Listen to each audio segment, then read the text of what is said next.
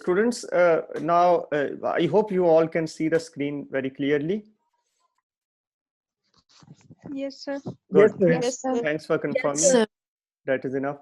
Okay, so no, this is about contemporary, post-colonial, and postmodern literature, and that is the age we kind of relate ourselves with. Uh, so before I proceed into it, can I get a few responses on these words that you can see right now on the screen, which is contemporary, post-colonial, and postmodern? Anybody who would like to, bring maybe a synonym for the word contemporary? What do you understand by the expression contemporary? Modern. Okay, modern, current, all right. Okay. Any other response to this? Nowadays or today. Nowadays or today. Okay, good. Let's move to post-colonial. Anybody heard this expression somewhere else? Sir, Yes, it's after the time Okay. when the British took off their control, like they were colonizing most of Okay. the areas. Good. It's after when they left the areas. It's related to that.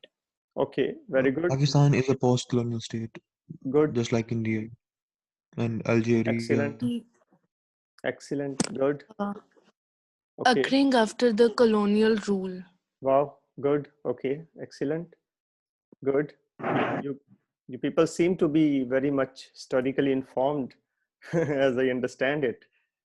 So are you studying history or political science or any subject of that kind, or is this your general knowledge? General knowledge. Wow, good. Class. Yeah. What did you study? The history of English language में पढ़ा था sir. Okay, okay, good. Yeah.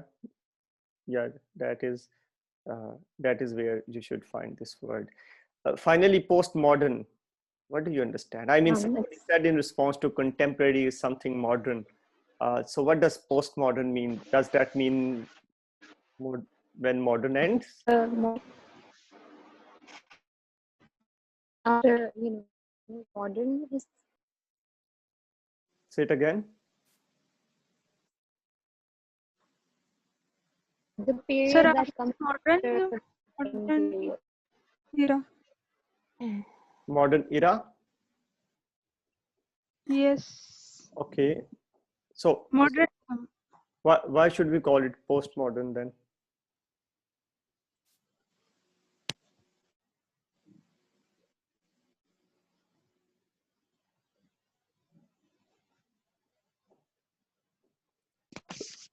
So why should we call it postmodern then? Because it was right after the modern period. Okay, all right. So probably it is a time period, or it is an age which occurs right after modernism. Oh, well, for the time being, that is how we can visualize it. Okay, on a time graph where modernism ends, postmodern starts. Okay, but we will right now jump into a little bit more specifics of all these three terms with special reference to literature. All right. So today's presentation on contemporary, post-colonial, and postmodern literature. So contemporary usually just means that which is happening now. Largely, this is what most of you said too. Now, historically speaking, in literature especially, we visualize contemporary with reference to certain landmarks in time. So, for example, the Holocaust and Hiroshima atomic explosions could be two such landmarks. Or on the other hand, 9/11 could be another time mark or landmark in time. So when we say contemporary, we have to kind of cut off the time in order to situate contemporary at a particular spot in time. So there are two ways to visualize contemporary. One is to say that everything that happened after the Holocaust is probably contemporary, or everything that happened after Hiroshima atomic explosion, that was contemporary, or some people have started saying that everything that happened after 9/11 could be our contemporary. Okay, so some people say Holocaust or Hiroshima is contemporary because they think that some of the people who have witnessed Holocaust, they still survive, or some of the people who have witnessed Hiroshima, they still survive. That is why we can very conveniently uh, gauge the contemporary with reference to these two landmarks in time. On the other hand, the younger generation tends to believe that because they have not seen the time before 9/11, therefore they argue that their contemporary starts from 9/11. So can we say that contemporary is related to some event, after some event like Hiroshima or the Holocaust? Yeah, Like it's after that, yeah, and it relates to it. yeah. But at the same time, in all probability, that landmark event should have taken place within our lifespan. Of course, not in your lifespan, nor maybe in my lifespan, but lifespan of the people who are still alive with us. Are you getting this point? So anybody reaches the age of 90, 95, if still survives and is alive at this time, then for him or her, Holocaust is still contemporary. Sir, so it varies from generation to Exactly, generation. exactly. So it varies from generation to generation. That is absolutely right.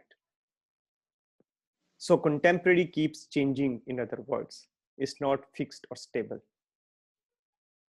So whenever, therefore, we talk about contemporary literature, the contemporary literature for the person who was alive in Shakespearean age was totally different in 1500, 1600, as compared to the contemporary literature, which we recognize to be contemporary literature.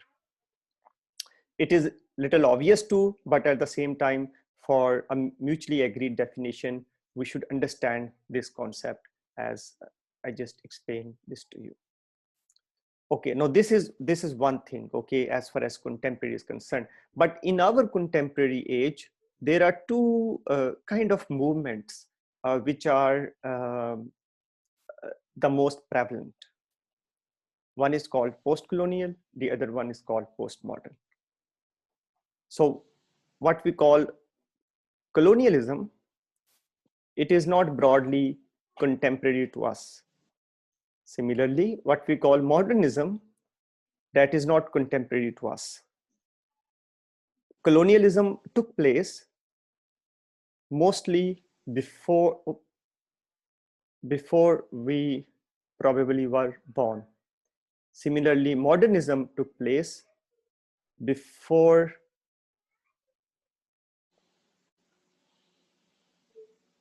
we were born. So All can you right. repeat that? So colonialism, I was saying that it largely took place. Many people were saying that when the Britain kind of occupied many parts of the world, including the subcontinent, and they left the subcontinent completely before 1947. Okay, so none of us was alive in 1947. So that way we can say that colonialism, the process of colonialism, took place before before our age. Okay, that was pre-contemporary to us, that was not contemporary to us. Okay, but post-colonialism, which I will explain to you what is it in a minute, that is contemporary to us. Post-colonial started happening 1947 onwards, as far as the subcontinent is concerned. Similarly, postmodernism took place, or has started taking place, in last 30 to 40 years. So many of us, I mean, your parents or your teachers, they must be must have witnessed many of the important landmarks of postmodernism. So let me explain to you what post-colonialism is and postmodernism is, and then you will get a better sense of it. Let me move to the third slide, which is about post-colonialism. Now, there is a very deep impact of post-colonial of the process of post-colonial on literature. Therefore, there is a certain body of literature which is recognized as post-colonial literature. So post-colonial literature is the one which produced after the empire, which many of you rightly pointed out. Or we can also say that post-colonial literature is literature that produced or was produced in response to the imperial indoctrination. Okay, so the word empire is a very common expression for the students of history. So basically, some of the modern states, they kind of took up the responsibility of spreading their enlightenment to the rest of the globe. Okay, and in that effort, they did not just spread the enlightenment, but they also spread a system of domination, system of control. Okay, so the Britain, for example, which was a very small isle, a small island to begin with, but when they expanded themselves, they thought that they were too powerful, that they could control many parts of the world. So their travelers, along with their traders, along with their military, they went to, for example, parts of Africa. And then their traders and their policymakers traveled to the subcontinent as well. Okay? So they started their travel to the subcontinent, in the form of traders. They were, so to say, East India Company was established in the subcontinent, and the purpose of that was to enable exchange of goods and exchange of trade between the subcontinent and Britain of pre-1947. So I'm talking about 19th century, 1800 onwards. Even before that. Now this kind of exchange of trade eventually developed into a very cruel system of domination. Okay, so the Britain kind of, they had started as traders, but then they kind of crept into the fabric of Indian society, and they kind of, started war with the local landlords, and then eventually they took over the whole subcontinent. And rest we know how the freedom movement, which was led by Gandhi, and then Jinnah also joined him, and then how the Britain were pushed out of the subcontinent. Anyway, this is called imperialism, or this is called empire or imperial rule. All right.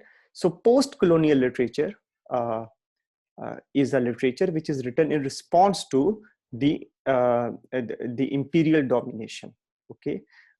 So you might be wondering why I am using the word post-colonial for whatever empire has done to the subcontinent. In fact, whatever empire did in its totality, we can also call it colonization. Okay, so basically colonization is the physical rule, is the physical subjugation of the physical control of the subcontinent.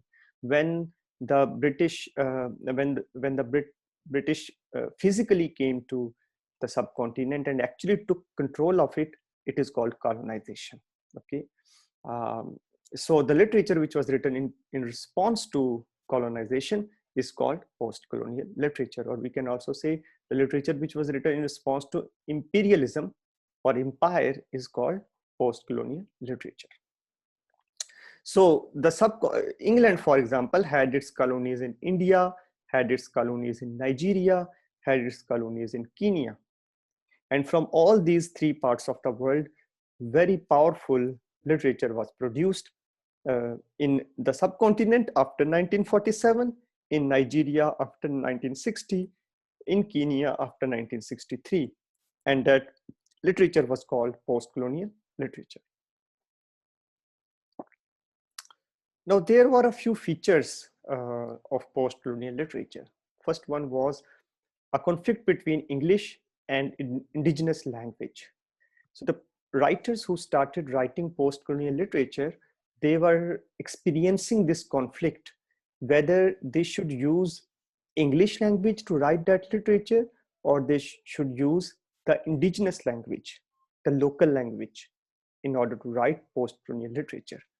And the reason for the conflict was that if these post-colonial writers wrote in their own local language, then their work was not understood anywhere in the world. There was very small readership for a local language. So for example, if somebody writes a novel in Sindhi language, Sindhi being one of the indigenous languages in this part of the world, then there would be quite a few people who would be able to read that particular literary text. But if somebody on the other hand write a novel in English, it will have an international readership. Okay, so this was one major conflict which was manifested in post-colonial literature.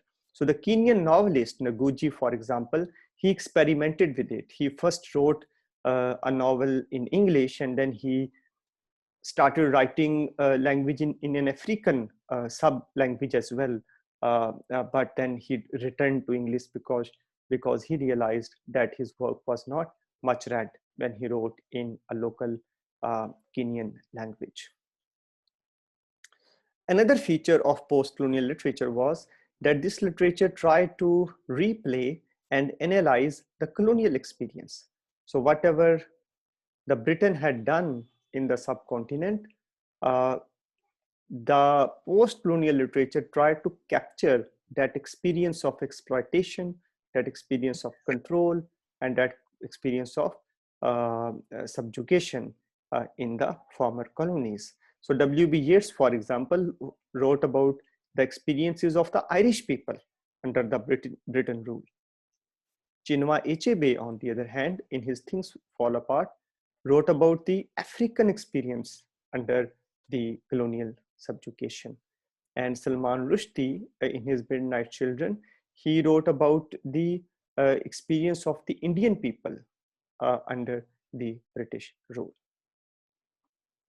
So this was about post-colonial literature. Coming to postmodernism. Now, one last thing about post-colonial literature, as you can, in terms of history, visualize yourself that post-colonial is still happening, you know, in a sense that somebody in the beginning, right in the beginning, said that Pakistan is a post-colonial state. Okay, so when you say it is a post-colonial state, it means it is still a post-colonial state. So therefore, in all probability, many people in Pakistan, they can still write, and they are still writing literature which is post-colonial literature. So from that perspective, that literature which is post-colonial literature is our contemporary literature. Okay, moving to postmodernism. All right, now there were some features of postmodernism. As far as this definition is concerned, that postmodernism literature is the literature which was produced after modernism, that makes sense, okay? But what were the features of postmodern literature?